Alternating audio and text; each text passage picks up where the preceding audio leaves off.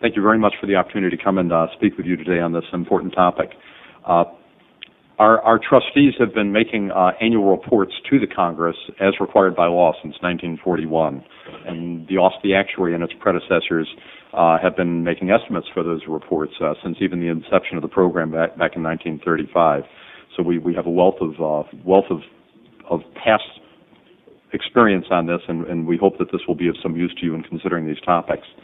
I'd like to speak to you today really about three primary things. One is the actuarial status of the program, which is required by law to be presented in these reports annually. The second is really the reason why these shortfalls are coming upon us in the relatively near-term future. And the third is some of the measures of solvency that we deal with in talking about Social Security. First, why are we where we are? In the 2004 Trustees Report, the intermediate projections indicate that the annual excess of tax income over program cost will begin to decline in 2009, and in 2018, the cost will exceed tax income. At this point, the accumulated trust fund assets of about $2.3 trillion in present value dollars will begin to be used to augment tax income so that benefits scheduled in current law will continue to be paid in full. If no changes, and if I might suggest if you all have the graphs that we provided, graph 1 shows an illustration of the trust fund ratios that are projected in the latest trustees report. If no changes are made, it's projected that the combined trust fund assets of the Social Security program will become exhausted in 2042, as you have noted.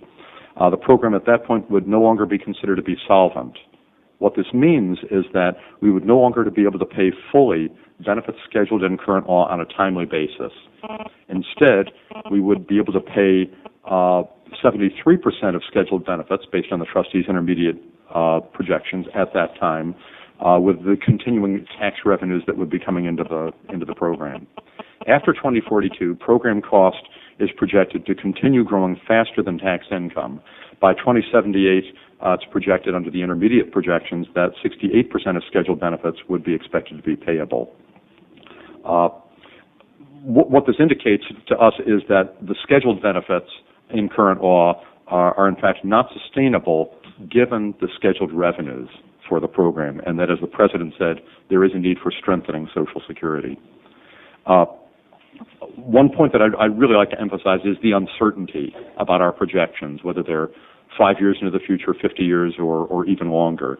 And as you will see on graph 1, where we have presented to you the projections the trustees have of the trust fund ratios, and fortunately they're not dissimilar in any terribly meaningful way from the ones that CBO has produced.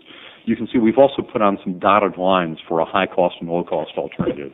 And this is really just to really convey, importantly, the fact that there is a lot of uncertainty and increasing uncertainty as we go into the future. The dotted lines for the high cost and low cost encompass a range which, based on our recent stochastic projections that we've been doing for the last 2 years, indicate that one might think there's something like a 95% probability that we would fall between those two dotted lines. So there is a lot of uncertainty. It's not sure. But what I would like to speak to you second about is the reason for shortfall, which does give us some reason to believe that there is a relatively high likelihood that where we are looking in our central forecast will in fact be the case. And if you could flip the page, if you have these graphs, to the second sheet, this is really one of the principal themes that I'd like to carry to you today, that the reason for the increasing costs of our program between 2010 and 2030 is really because of the shift in the total fertility rate, the shift in birth rates that has occurred. As we all know, the baby boom generation back between 1946 and 1965 was a time of high birth rates. In fact, the average birth rate per a woman's lifetime was at the time averaging about 3.3 children per woman. By 1972, the end of the baby boom had occurred, and in fact birth rates had dropped down to a level of only 2 children per woman, and they have persisted at essentially that level. Projecting into the future, we are projecting in our central projections that we will stay at about 2 children per woman. So what are the implications of having the birth rates drop that much? If you can flip the page to the page where we have graphs 3, 4, 5, and 6, you'll see on the top left graph 3. Graph 3 is a purely population or demographic-oriented measure which flows very strongly from the drop in fertility rates, the shift down in fertility rates that we had some 20 years ago.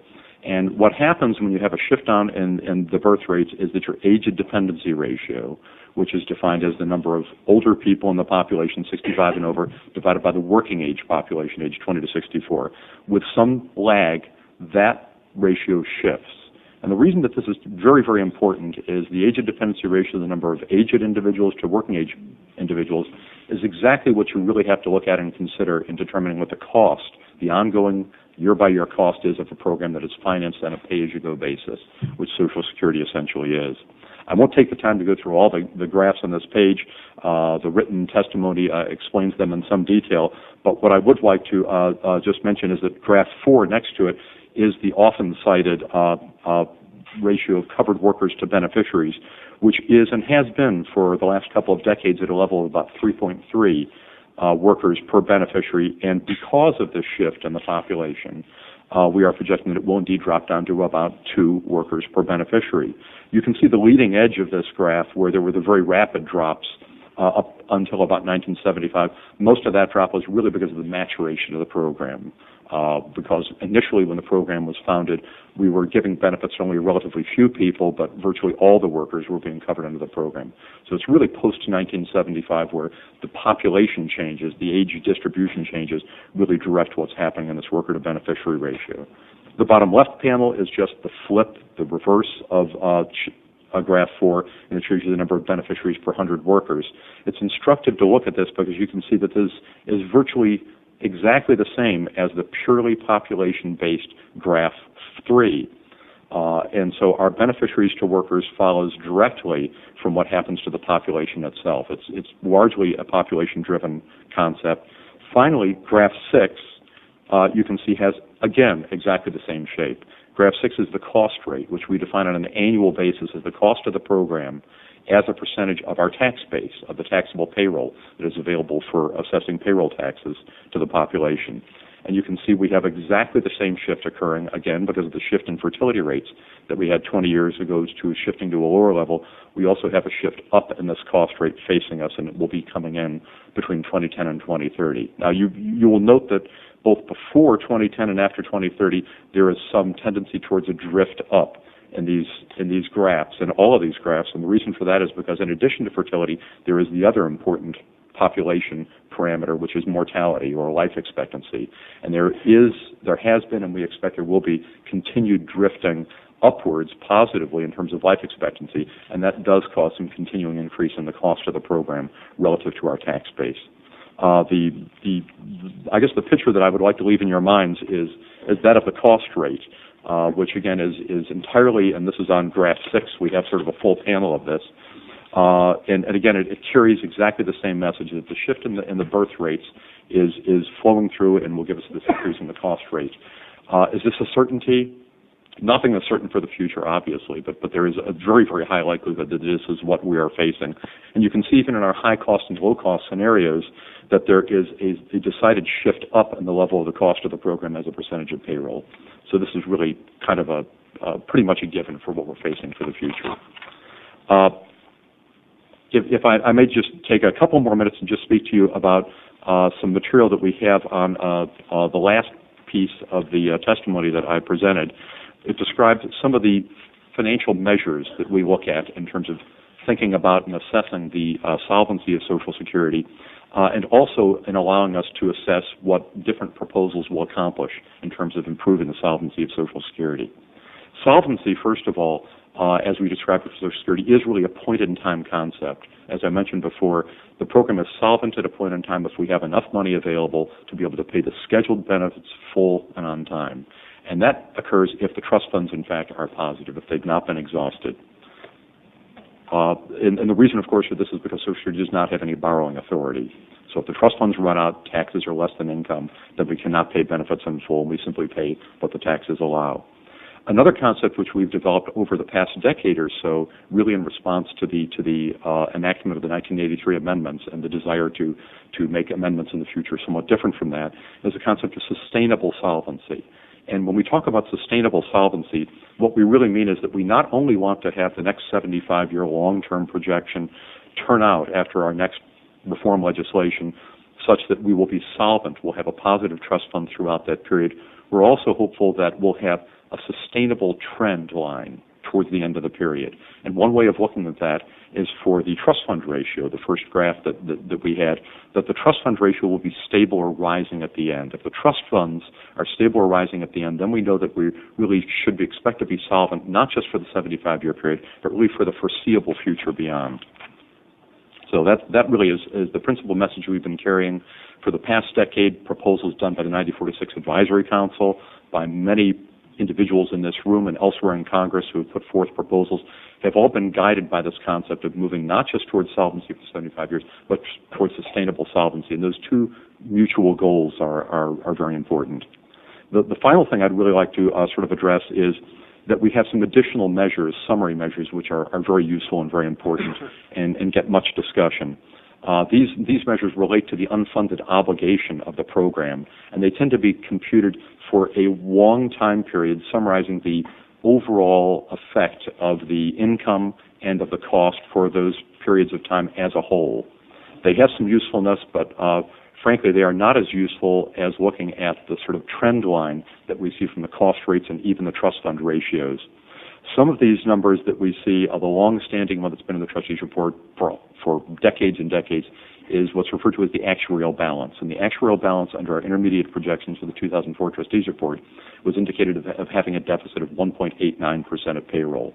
There are other ways of expressing that unfunded obligation over 75 years, one of which is that the shortfall represents 0.7% of gross domestic product over that 75-year period as a whole.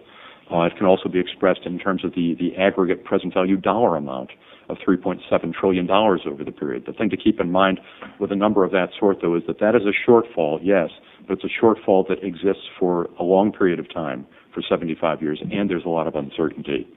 Additional measures that we have dealt with have covered also the infinite horizon, and these have been brought into the trustees report for the last couple of years. These numbers are, of course, larger on the present value because the infinite horizon obviously covers much more than 75 years. And the $10.4 trillion shortfall that we have for the infinite future is, again, something that should be kept in perspective because it's a shortfall that has to be met with changes that occur not just for 75 years, that are spread over a very, very long period of time, and there is high uncertainty. Finally, if I may just sort of read you just a conclusory remark here, and that is that the test of sustainable solvency, as it has been used for the last 10 years in developing proposals, if met, indicates that the Social Security program would be expected to pay scheduled benefits on a timely basis for the foreseeable future. It means that the program is on a financially sustainable path. Currently, the Social Security program is in need of some combination of reductions in cost and increases in income to meet this objective. Because of the upcoming shift in the cost of the program, closely related to the shift in birth rates and other demographic variables, the shortfall can be met by changing the levels of benefits or income with a gradual transition over several decades. Clearly, acting well before we approach the expected date of trust fund exhaustion will be highly advantageous. By enacting needed changes sooner, we will have more options to consider. We will be able to phase in the changes in a more gradual fashion, and we will be able to give affected individuals more advance notice. Thank you very much for the opportunity to come and talk to you today.